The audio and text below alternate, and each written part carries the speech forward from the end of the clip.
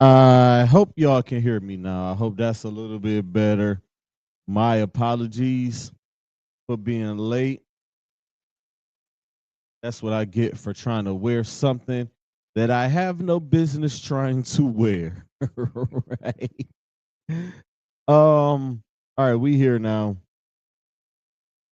I'm here. It feels so good to be back. This is what happens when you take time off, ladies and gentlemen. This is what happens when you take time off from what you do and you come back or you're trying to make back. But we back and we here and we are in the saddle. I hope y'all can hear me real good out there. I hope y'all can hear me real good out there. Um, Mic check. 1 2 1 2. Y'all know what day it is. Y'all know what time it is.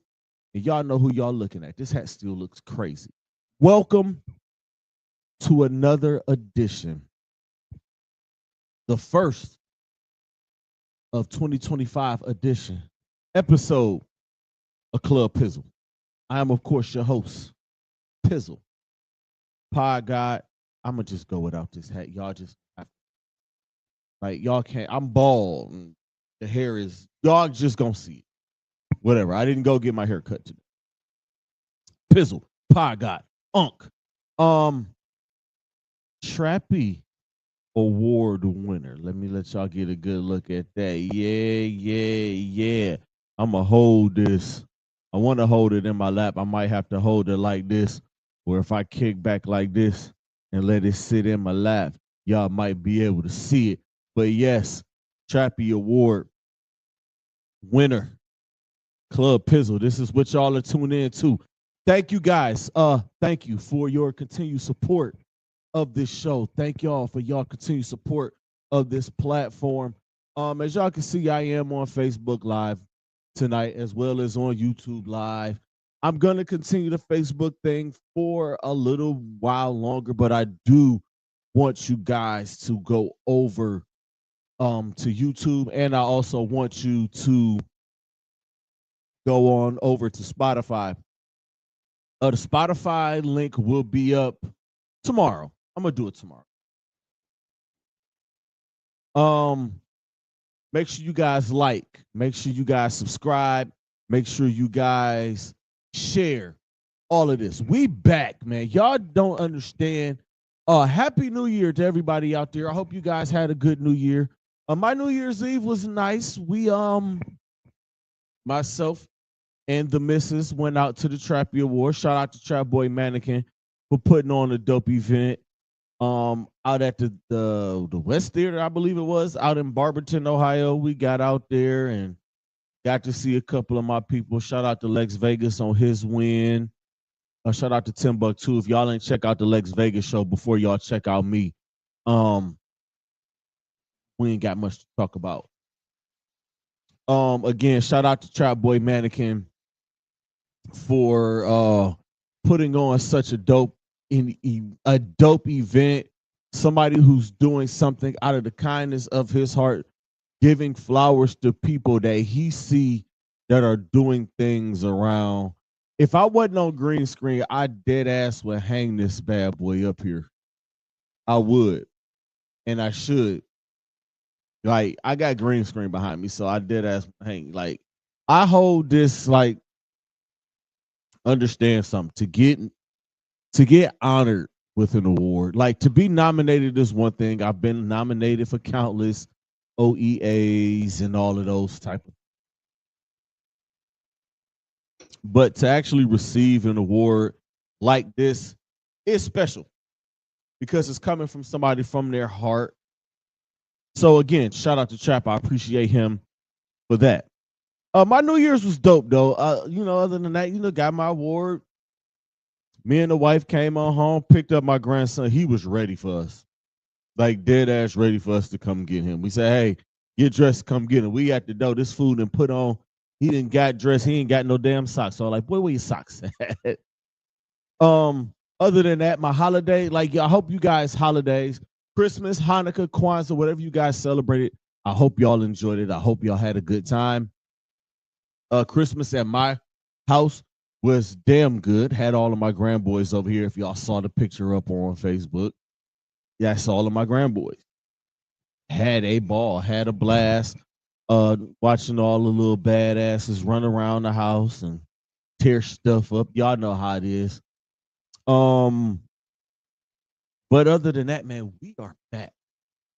So let's get to it because I know one, y'all got the Cavs game on mute, and two, y'all got the college football playoff semifinals on mute. The Cavs are currently, I believe, winning at halftime, 58-55. They started off a little lethargic. I'm gonna get to the Cavs a little bit in a couple of seconds here. And this Orange Bowl, this college football playoff semifinal is going. This is going to be like the early Pizzle's picks. I picked Notre Dame to win this game, just to let y'all know. I will have the Cotton Bowl, Ohio State versus Texas pick later on in the show when I do Pizzle's picks. Y'all know the motto. We here for a good time, not a long time. So let's get to it. Cleveland Cavaliers, 32-4. Currently, right now, as of me recording this live in front of you guys. YouTube is taped. And maybe by the time this show wraps up, they'll be 33-4 because they're taking on the Toronto Raptors. They started off a little lethargic tonight. No Donovan Mitchell. They gave him rest. Whatever. He deserves it. It's Donovan freaking Mitchell. Give him a rest. After last night's triumph over the Oklahoma City Thunder. But before that, this team is on an 11-game winning streak. The last time I left you guys, I believe they were coming up on Milwaukee, Philadelphia, and Utah before they went on their road trip out west, where they just completely just ran through the West. They ran through those 3 games. They beat up on Milwaukee. They beat up on Philadelphia. They beat up on Utah. And then they went out west, beat up on the Lakers, beat up on Golden State, beat up on Denver, or beat up on Denver, beat up on the Lakers, beat up on Golden State, and then they beat up on Dallas and came back home and beat Oklahoma City last night. I want to talk about that road trip. I want to talk about the maturation of Jared Allen. Jared Allen, since he's been here, and I did make a lot of jokes when he first got here, like they done brought the goofy dude with the afro from Brooklyn and made a trade. I forgot who was in that trade, but whoever was that the Andre? No, that wasn't the Drummond trade because Drummond was still here. But they traded for that was the James Harden trade. Yeah, it was all of that mess. With all of that mess, the James Harden deal, whatever. And we got Jared Allen in that deal. And I'm like, oh, they done brought in the goofy dude with the afro that wear the Kyries. I didn't know. Oh, and currently the Cavs game is tied 6. Having technical difficulties and having to change my shirt. They did what they did. Back to Jared Allen. I didn't know that he would be this much a part of this team. I had no idea Jared Allen would be a core centerpiece of this team that potentially could win a championship. I laughed about it. I figured like, oh, Big Goofy will be gone and we could clear that cap space and we can do something else. As y'all know, I have been trying to rebuild this team since LeBron left in the summer of 2018. I've been here. Colin Sexton draft, Darius Garland draft, Isaac Okoro draft, Evan Mobley draft, Larry Marketing trade. I've been here. So like in this build is seeing, okay, which players are fit, which players can fit. Garland, Sexton. Oh, by the way, I don't want to hear Colin Sexton's name come out of none of y'all's mouths again. Even though it's been quiet on that. because he came back here.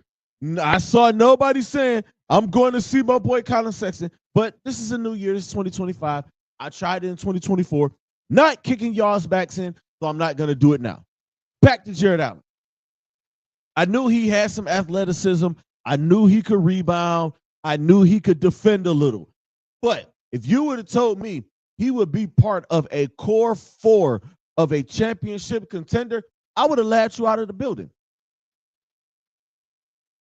In my rebuilds and anything I was trying to rebuild from the time he got here until probably the year they made the playoffs, or even, hell, I even say last year, Jared Allen is a guy that I would have traded.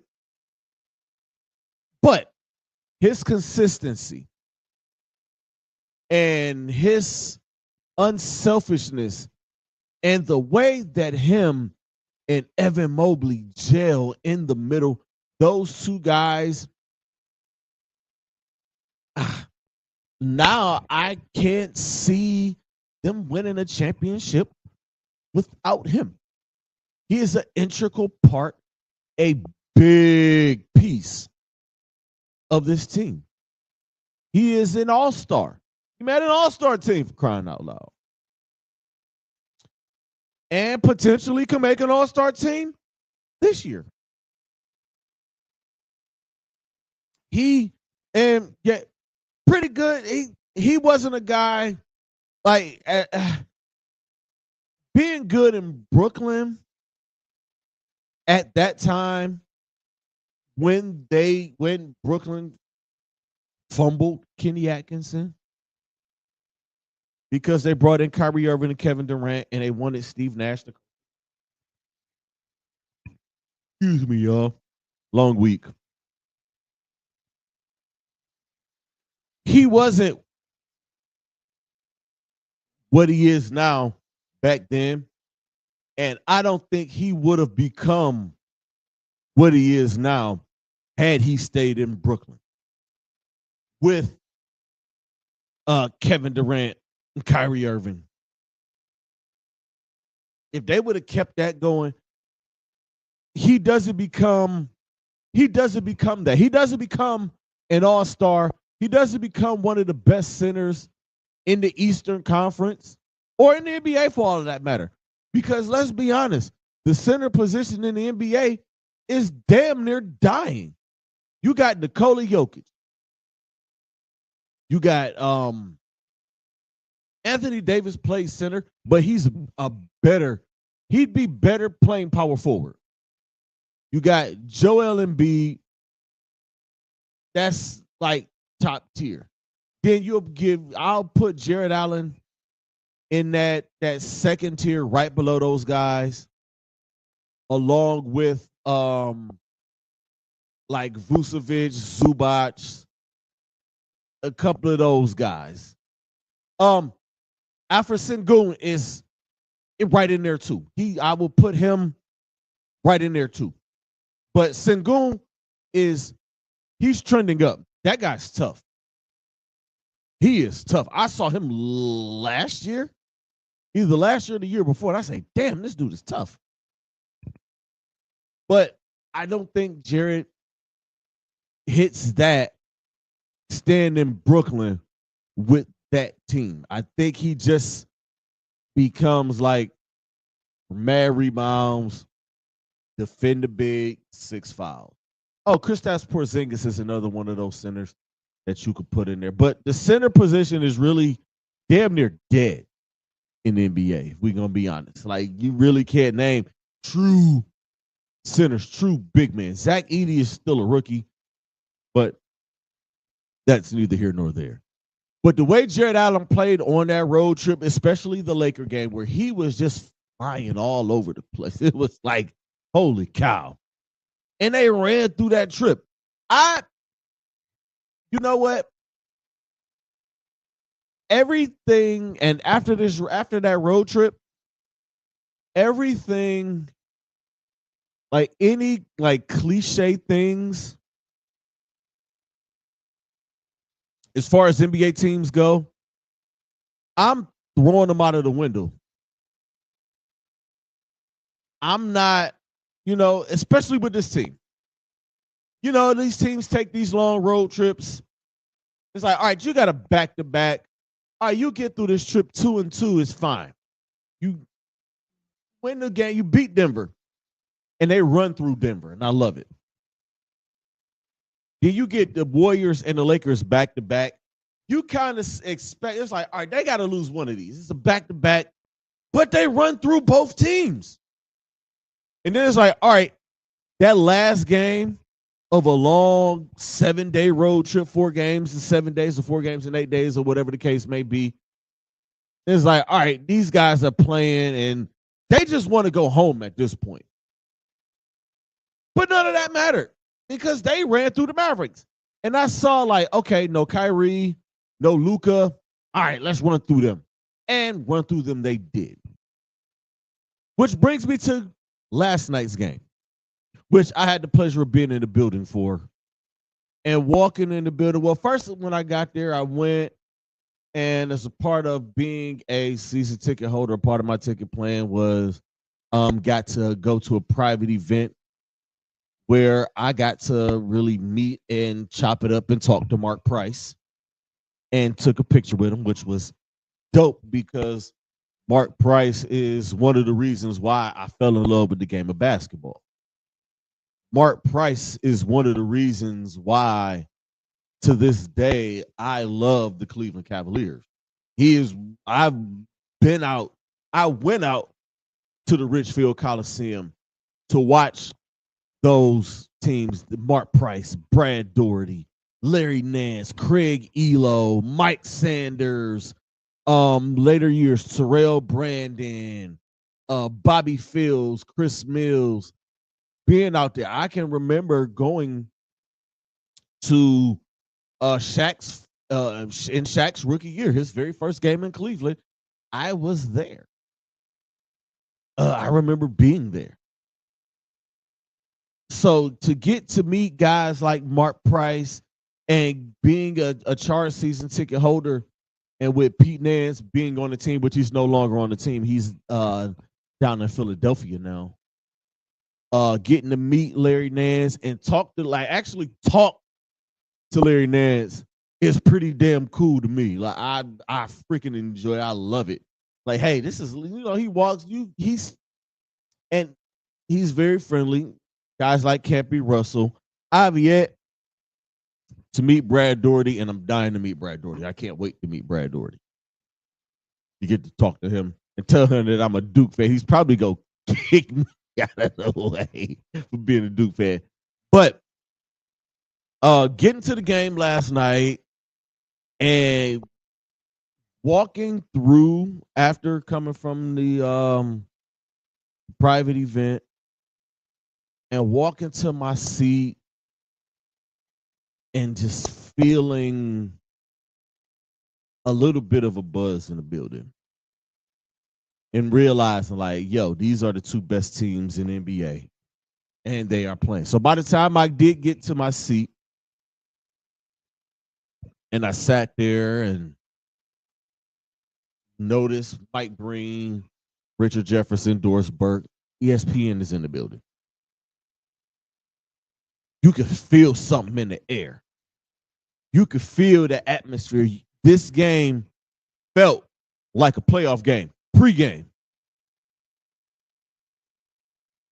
And by the time they got to the intros, and shout out to the people that I was sitting next to and the guys that were sitting in front of me last night. Those were I actually had a cool fan experience of people who actually know a little bit of basketball, and I enjoyed that. So hopefully you guys are tuned in tonight. Nick and my other guy. What a game last night. What a game. 34 lead changes.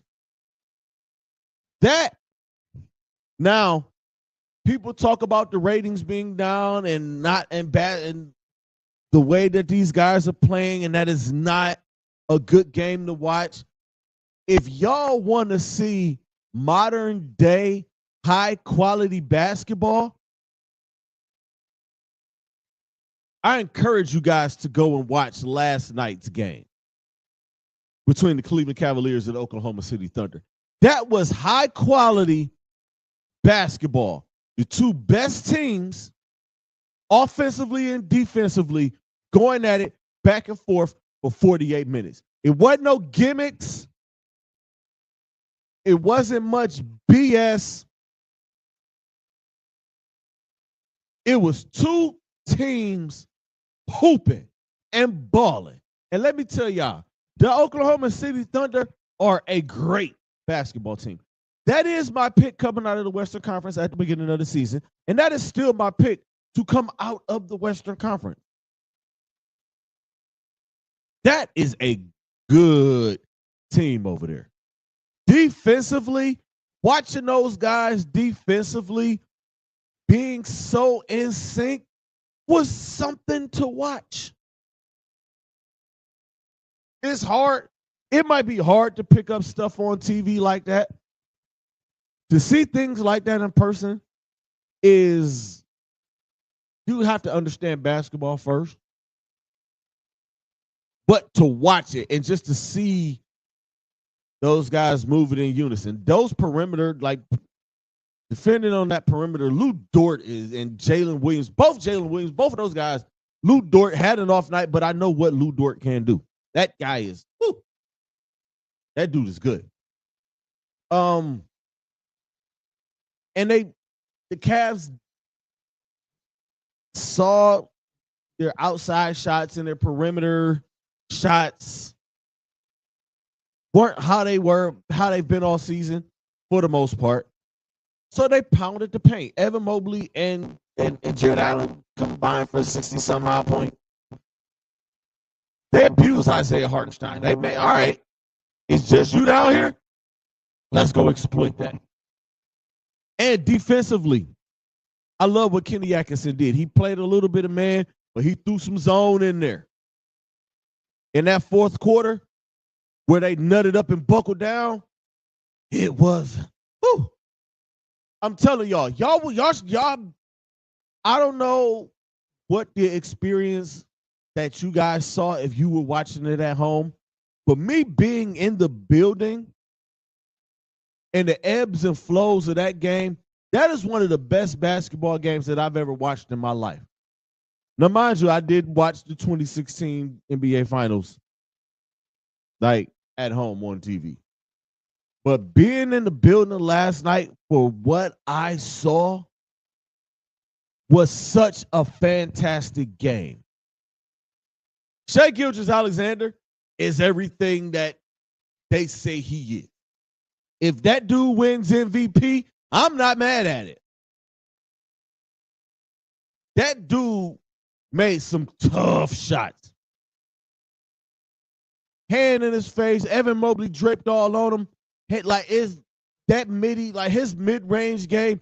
I tell y'all what, if that dude develops a three-point shot, he's going to be hard to deal with for the next decade or so.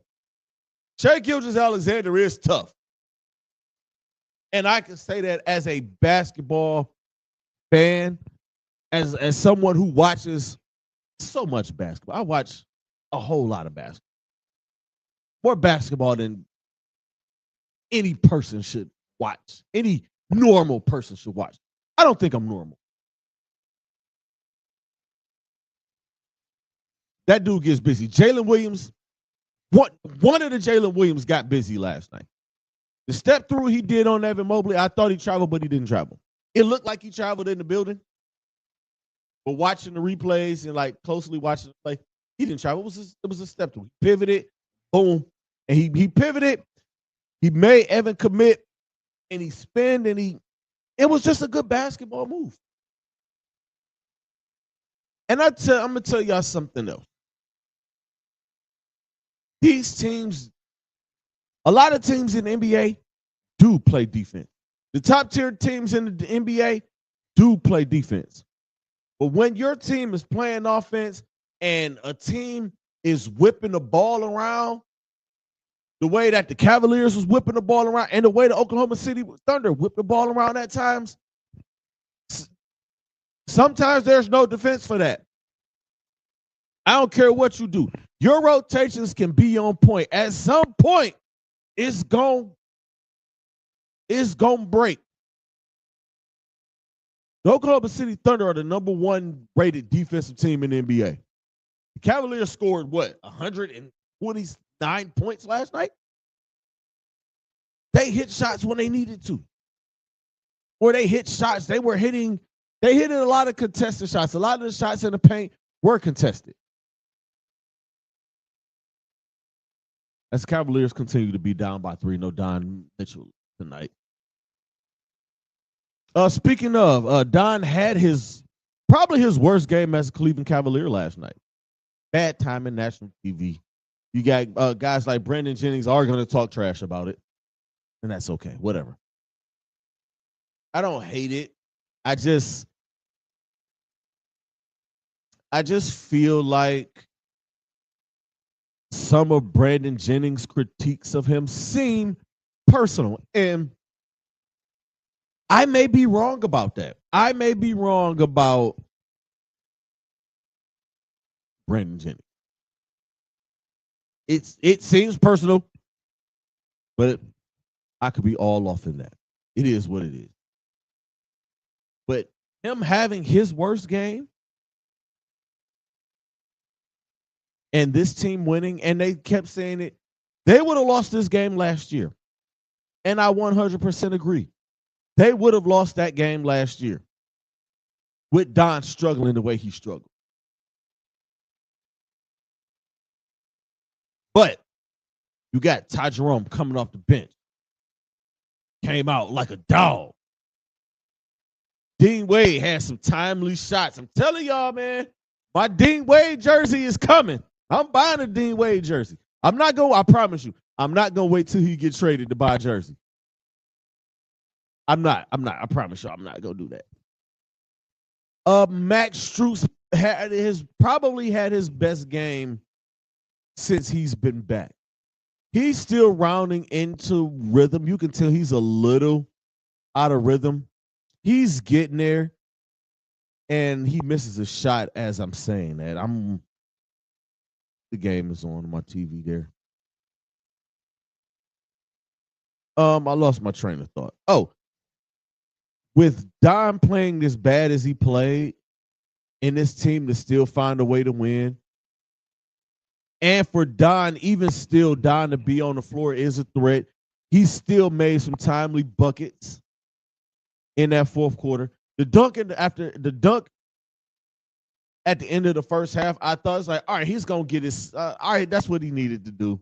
He got a dunk. He just needed to make a couple. He struggled last night. It was bad. Don might have.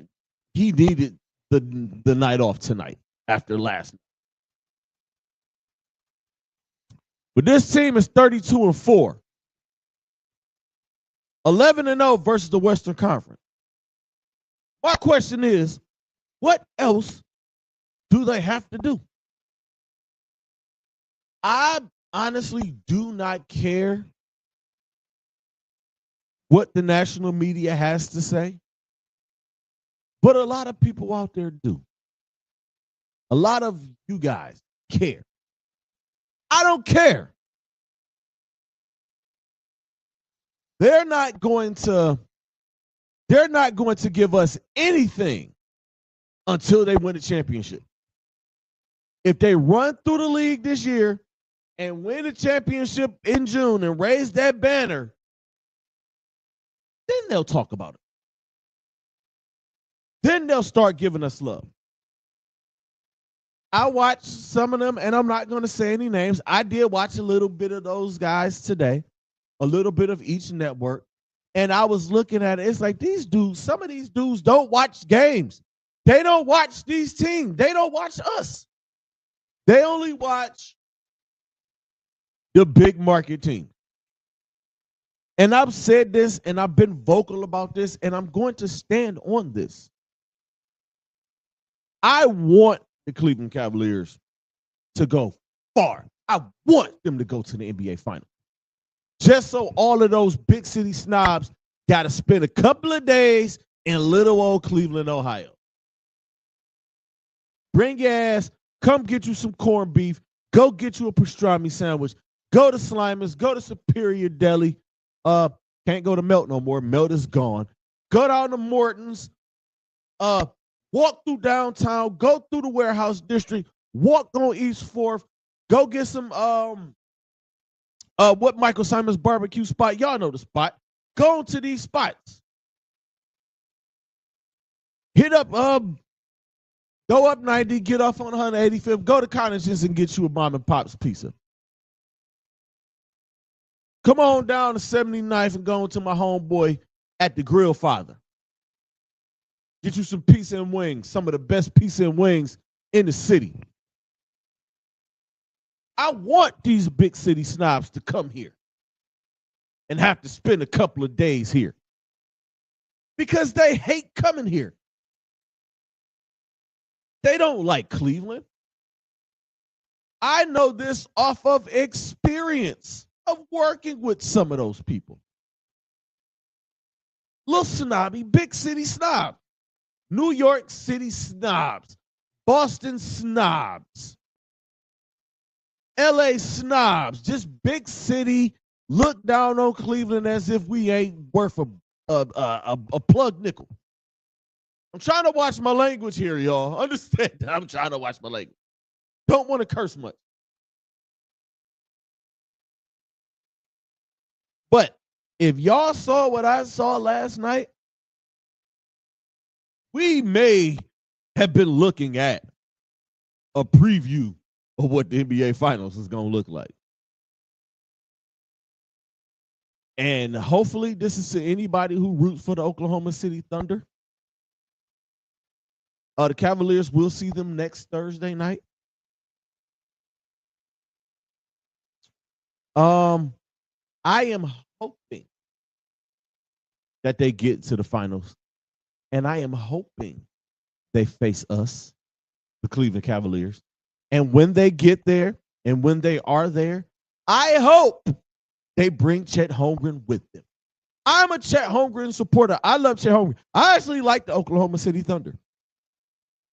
I love what Sam Presti did to that team. He built it up. They built the championship contender with their original big 3, 4, whatever you want to call it, with Harden, Durant, Westbrook, Ibaka, Kendrick Perkins. Like that squad got to the finals. That busted up, and he managed to rebuild that thing with a bunch of young talent that is just as good, if not better, than what he had. Well, not better, because of this bunch, it's not 3 MVPs. Harden, Westbrook, Durant are all guys won MVPs. Shai Gilgeous-Alexander can win an MVP. Anybody else? Nah. Chet doesn't score enough. I don't think Jalen Williams, if you gave him his own team, the Jalen Williams that killed last night, I don't think you give him his own team, he dominates like that. I hope they bring Alex Caruso with them as well. Because all I hear when the Cavaliers beat one of these top teams, they were without such and such, and they were without such and such. Well, what about when the Boston Celtics beat us and we were without our top 3 or 4 pivot guys? What about that? The Cavs are really sleepwalking tonight, y'all, for real. They might lose to an 8-win Toronto Raptors team. This is nasty work. That is disgusting. Good move, DG. What a game, though. I was so glad to be in the building. Once the third quarter buzzer ended, the guy that was sitting next to me and the person that he was with and the guy that was sitting in front of me we were talking and analyzing through the whole game. We all sat down and took a breath and said, it's a hell of a game we got going on here. And which it was. That was oh my God. Again, I don't know if y'all felt it at home, but we felt it in the building. I said, this feels like a playoff game. This feels like an NBA Finals game. The intensity was there. It was two teams absolutely getting after it. I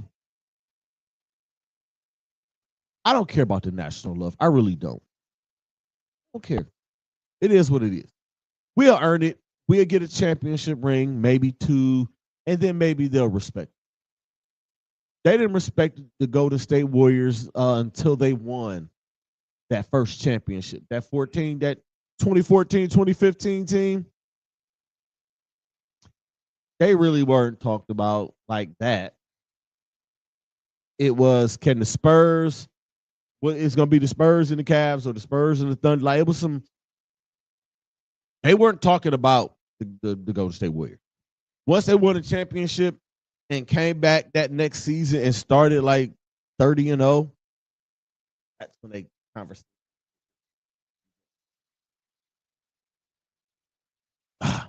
Now, to get to what I really don't want to get to, these damn Cleveland Browns. I was going to do a standalone show, but then I promised myself, like, you know what? I'm done with the Browns this year. I've been done with them. They've gotten on my nerves that bad. They've made me so sick that I was like, you know what? I'm going to sit the rest of this season out and I'll get back to them next season. Well, week 18, they lose to the Baltimore Ravens, get their asses beat to finish 3-14, last place in the AFC North, which is one of the best divisions. I'm going to say the second best division in the NFL, because that NFC North, the AFC West has 3 playoff teams. The NFC North has 3 playoff teams. Those are the 2 best divisions. But after that, I got to go with the AFC North because they got 2 playoff teams and 1 team that was right there. And Penn State is currently beating Notre Dame 3-0, if anybody needs to know.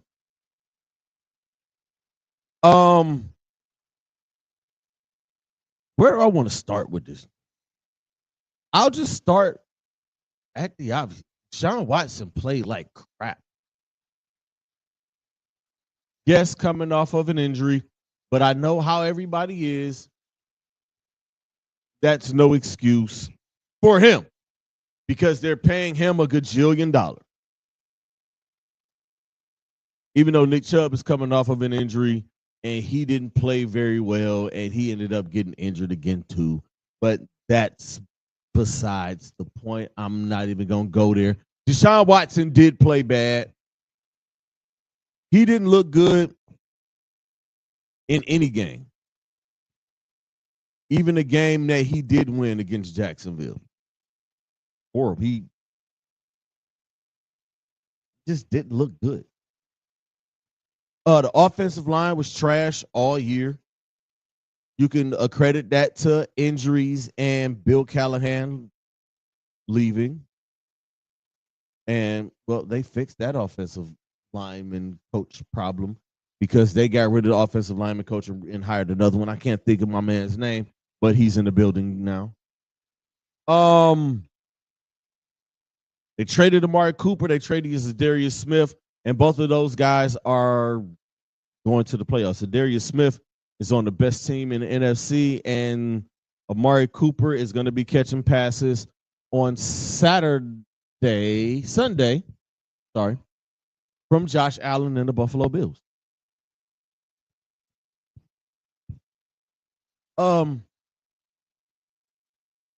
Losing JOK was a big blow at the game that I was at, and I think that was the last game they won all year. No, they beat Pittsburgh. Or was it before that? Whatever. One of the games they won. Like, going to ball games, I've had some really good mojo in 2024. I had some real good mojo. Teams don't lose when Pizzle shows up. The Browns didn't lose the one game that I went to. And the Cavs have been running roughshod over the NBA. Oh, and the 2 playoff games that I went to last year, they won. I think the last game they lost was a game against Philadelphia real early in the year. But after that, teams don't lose when I'm in the building. I'm on a nice winning streak. Browns, Cavs, and Cleveland Chargers. Ain't lost since I've been in the building since the start of this season. Off-season options. Where do I want to start? Start hiring an offensive coordinator. The candidates, I know they've interviewed Tommy Rees. He's on my list of guys or candidates. The first name on my list, and if this guy wouldn't have been first on the list, Tommy Rees would have been first on my list. But Alex Van Pelt, who was let go from his job.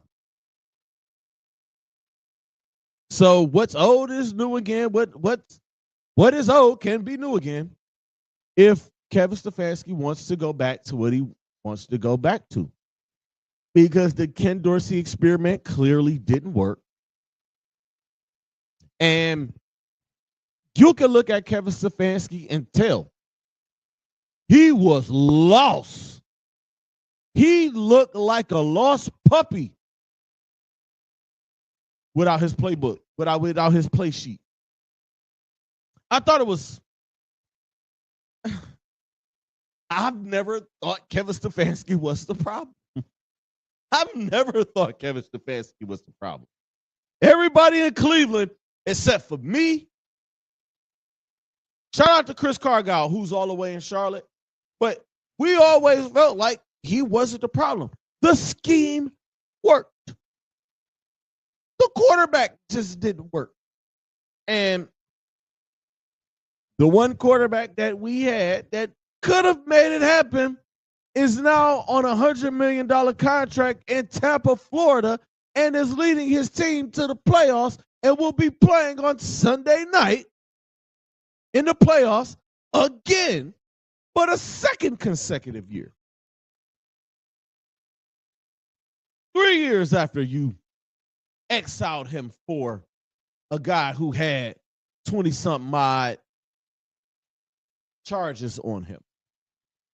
Because you wanted an adult in the room.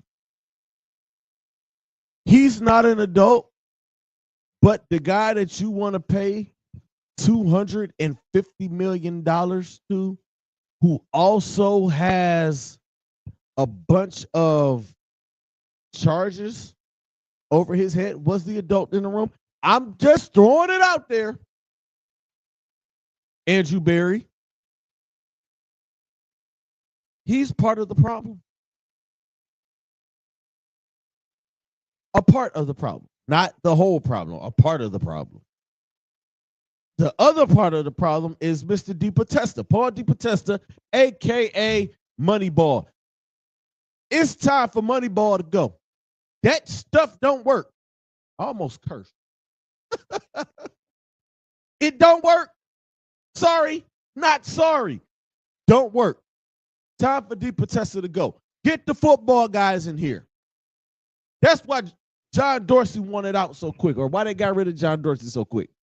John Dorsey don't give two darns about Paul DePodesta. He turned that tape on.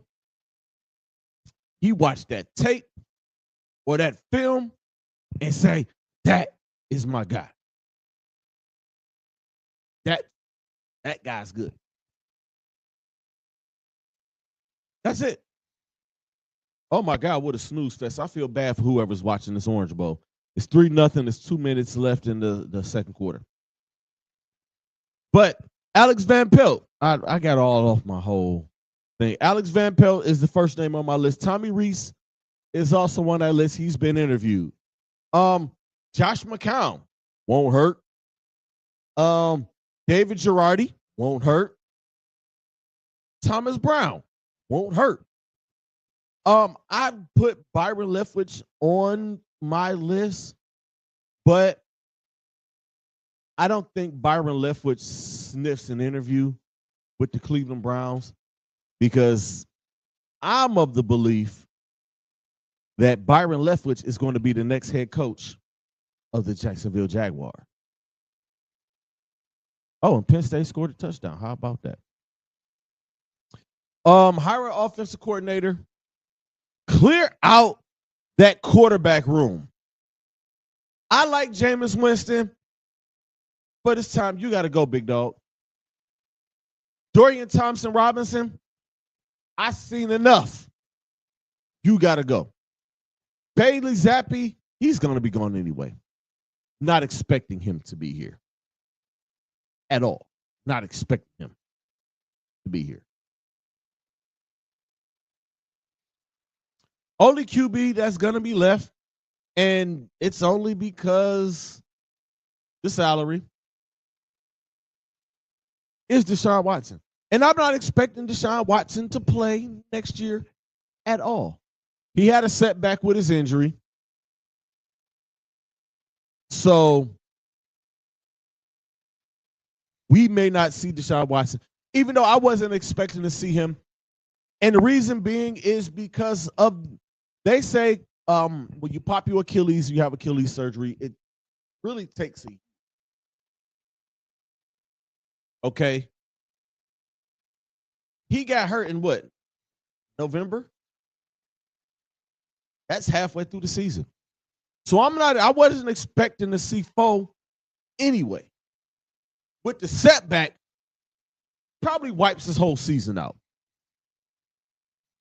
So, here's what I propose, or this is what I got as far as QB room. Oh, here you go. You're gonna need a bridge quarterback. They have the number 2 pick, by the way. You need a bridge quarterback. Kirk Cousins is the first name that's gonna pop up. Atlanta's getting rid of him. Desmond Ridder is their guy. They're going to pay Kirk Cousins to get the hell on. Andrew Berry is a cap. I love what Andrew Berry does with the cap. I do. I love it. Absolutely love it. I just wish it gave us better results. But this is a cap move. You get Kirk Cousins or a Derek Carr. Maybe. Because I don't think Derek Carr is going to be back in New Orleans. I think it's over. I'm going to throw Justin Fields' name in there just because. Get him away from Pittsburgh. Let's see what happens. I wouldn't hate Justin Fields coming here. But looking at the draft, with the number 2 pick in the draft, I am a person, and I might be one of 2 people in Cleveland, Ohio, speaking as a Brown supporter, that says if Travis Hunter is sitting there at number 2, I am running the card up. I'm not even going to have the card in my hand. I'm going to just run to the podium and make the pick my darn self. You don't let a player like that get past you. So let's say Tennessee does draft Shedeur Sanders.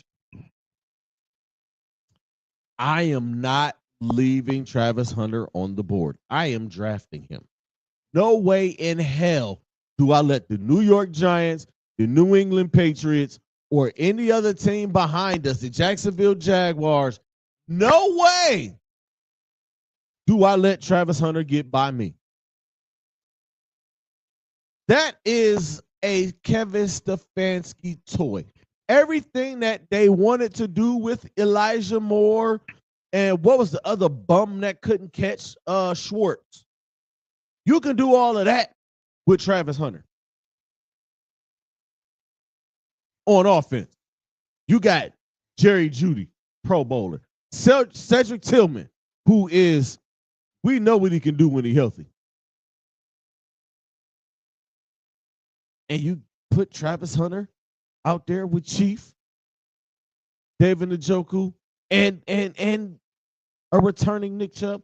We got to clear the running back room out too. Who we get, I don't know. I don't think Ashton Genty or Cam Scatterboo or any of those guys are going to be available. The two Ohio State running backs, I don't think neither one of those guys will be available for the Browns to take in like the second or the third round either. But you give me an offense, I'll figure out the quarterback position. With Kevin Stefanski's offense, you can figure out the quarterback. I saw this dude take this team to the playoffs with 4 different quarterbacks. If you put Kirk Cousins, here we go. This is where we at. Y'all with me? I am way like, I'm going to get the Pizzle's picks in a minute. I just want to get this out, and we're going to get the Pizzle's picks, and we're going to get out of here. I hope y'all got the Cavs game muted. They are currently, it's tied. They about to make their run, and they about to run it. Tennessee draft Shedeur Sanders. Okay. Travis Hunter sitting there at 2. I'm drafting Travis Hunter to go with Jeudy, Tillman, Njoku, Chubb, and whoever to get in free agency running back. And on the other side of the ball, I got Travis Hunter on one side. I got Denzel Ward on this side. I put MJ Emerson in a slot where he needs to be. And Greg Newsome, deuces, ooses. You could get your butt on out of here. Or you can learn to be the 4th corner or something. Figure it out. And yes, I am letting him play corner and have some receiver packages for him to get busy. Quarterback, we figure it out. I'd get Kirk Cousins. Further down the line, I look at a Jalen Milroe who he fell out of favor with me, but he's an option there. Carson Beck is no longer an option. He's coming back to school and he's entered the transfer portal. And word is my Miami Hurricanes are the leader in the clubhouse as of me recording this. So Carson Beck is out, even though Carson Beck is really like that's a Cleveland Browns pick. I could like that's the quarterback I could see Andrew Berry and Kevin Stefanski saying, hey, I like this guy. We could do something with this guy. But Jackson Dart is another guy on my list. Y'all know I've spoken about, I've posted about, I love Jackson Dart. I think Jackson Dart is going to be somebody starting quarterback in the NFL in a couple of years. I would love for it to be the Cleveland Browns. And Drew Allard with Penn State. Hopefully, like he looks like a pro too.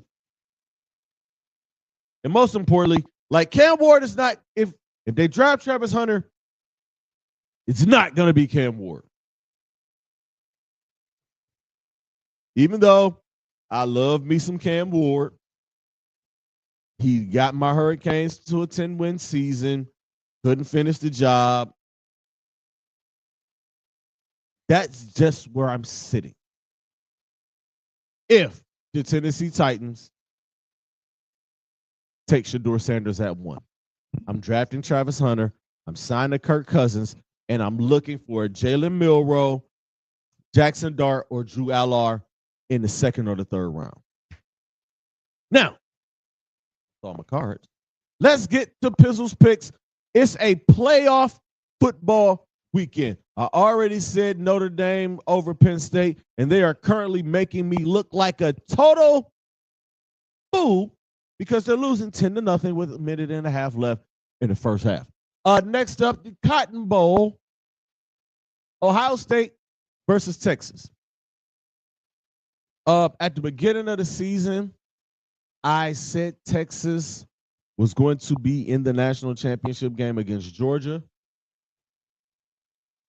That's not going to happen, obviously. um, this is tough because do I want to stick with who I've been rolling with all season? In this game, I think this was one of those games. I I'm not mistaken, in my college football preview at the beginning of the year, I said these two teams would meet at this point in the college football playoffs. Listen, the way Ohio State's playing, I could see them running through Texas. I'm going with the Buckeyes, y'all. Do with that as y'all may. It feels like an Ohio State Notre Dame national championship game will go off, and oh my goodness, the Midwest will be going absolutely crazy. What up, Dub? I see everybody popped in. I'm sorry, I'm just looking at the comments. I see everybody popped in. Y'all know I hit my zone and get talking. NFL Super Wild Card Weekend. It starts Saturday, 4:30. The Los Angeles Chargers travel to take on the Houston Texans, who won the AFC South again by default because that division is absolute garbage. You got the Tennessee Titans, who have the number 1 pick in the draft. You have the Jacksonville Jaguars, who are absolute trash, like big trash, and just fired Doug Peterson. And you had the Indianapolis Colts, who are just like the middest of the mid. And they mad at Pat McAfee. And then you have the Houston Texans, who have the most talent in that division, who have the best quarterback in that division in C.J. Stroud. Damn, Notre Dame turned the ball over. I'm going to go with the Chargers to win this game. I feel like Jim Harbaugh is going to outcoach D'Amico Ryans. I think it's going to be a great game to start off Wild Card Weekend. But give me Justin Herbert and the LA Chargers over the Houston Texans. Saturday night in prime time on Amazon Prime at that. The Pittsburgh Steelers travel to take on the Baltimore Ravens. I am going to go with the Baltimore Ravens to win this game. And that's simply because the Baltimore Ravens are the better team. Lamar Jackson and Derrick Henry are the best running back quarterback combination maybe we've ever seen. Them playing so well are the sole reason why Lamar Jackson is not going to win MVP. Derrick Henry ran for 1,900 yards. Wouldn't have even known that. And Lamar Jackson had a way better year than he had last year. But I'm taking Baltimore in this game. Sunday, 1 p.m., the Denver Broncos travel to take on the Buffalo Bills. I'm going to go with the Buffalo Bills. Josh Allen. Who's playing? Who? MVP. Look, go find your dad and argue with your dad. I ain't got time to argue with y'all. That dude had a season of seasons. He is the guy who beat Pat Mahomes and the Kansas City Chiefs with a hell of a game. Give me Buffalo. Sunday at 4:30. The Green Bay Packers travel to take on the Philadelphia Eagles in a rematch of a Week 1 matchup that took place in Brazil. The Philadelphia Eagles won, and then Philadelphia Eagles are going to win this game on Sunday. They are the better team, and I know I picked the Green Bay Packers to go to the Super Bowl at the beginning of the year, and I think I went with the Green Bay Packers to go to the Super Bowl in mid-season. But the way they lost that game to the Chicago Bears, that may have broken their back.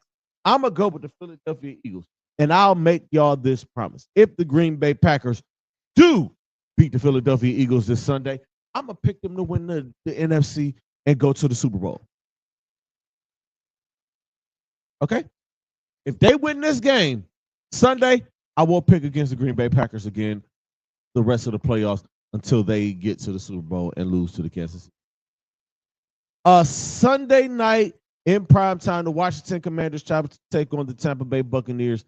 Jaden Daniels had a hell of a rookie year and leading this Washington Commanders team to the playoffs, the game behind the Philadelphia Eagles in the NFC East, going up against the Baker. I'm going with the Baker. Give me Tampa Bay and the Minnesota Vikings on Monday night. Um, this game has been moved to Glendale, Arizona, due to the tragedy and the wildfires going on in Los Angeles right now. My prayers to anybody, everybody out there in LA, anybody out there listening. I got a cousin. My cousin and his family is living out there in LA right now. I have a couple of friends in Hollywood that are pursuing acting, other acting ventures and stuff like that that are currently out in LA. Man, my heart goes out to y'all, man. I hope you guys are safe. I hope you guys are doing okay, because that is, it's heartbreaking to see that. Man, again, man, prayers to everybody in LA. The Minnesota Vikings against the LA Rams. This is practically a neutral site game. I'm gonna go with Minnesota. They are one of the best three teams in the NFL. Kansas City, Detroit, Minnesota by record. Even though Detroit kind of like pushed them around, I'm going to go with Minnesota to win this game. So to recap, the Cotton Bowl, I got Ohio State beating Texas in the Cotton Bowl. I picked Notre Dame. Come on, Notre Dame. Get it together. It's almost halftime. And wild card weekend, I got the Chargers over the Texans. I got Baltimore over Pittsburgh. I got Buffalo over Denver. I got Philly over Green Bay. I got Tampa over Washington. And I got Minnesota over the LA Rams. With that said, ladies and gentlemen, we are going to get out of here. I am going to get out of here. Thank y'all for tuning in to my first show of the year. I want to give a special shout out and some prayers to my co-host of Full Disclosure, Jocelyn Brown. She went into surgery today. She texted me like, I'm going into surgery. And I'm like, what the hell is happening? And she told me what happened. Just know, like, I'm waiting on a text from her to see if she's okay. But shout out and prayers to my friend and co-host Jocelyn Brown. Full disclosure, we'll be back as soon as she gets well. We were supposed to record and be back next week, but you know, she had to go into surgery, so we had to push that back, which is okay. Like, get better, we gonna hold it. I got some. Also, the Best Damn Podcast period will be starting up really, really, really, really soon, as well as the Happy Hour podcast, which I will be launching in January. I got a couple of guests locked down. It's gonna be interview style. It's going to be Cleveland hip hop comedians, actors, actresses, creators, writers, whatever. They're all going to be a part of the Happy Hour podcast. Again, thank you guys for tuning in. Thank you guys for your support. Make sure you guys like, comment, and share. Y'all know what it is, man. Always protect your peace, protect your energy. The message is more important than the messenger. And always remember, creators, be great. Stay positive. This negative energy is trash. Pizzle. I will see you guys next week. Deuces. Deuces.